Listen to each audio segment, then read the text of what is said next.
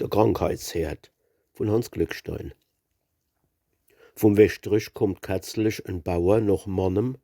Man merkt's an seinem Gangwerk, es ist irgendwas an sei Glieder, die zittern vor Schmerz und vor Weh.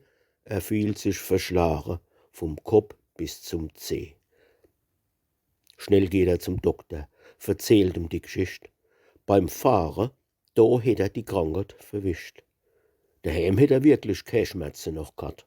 Und erst in der Bahn wär er zusammengeklappt. So, secht der Doktor und kloppt an ihm rum.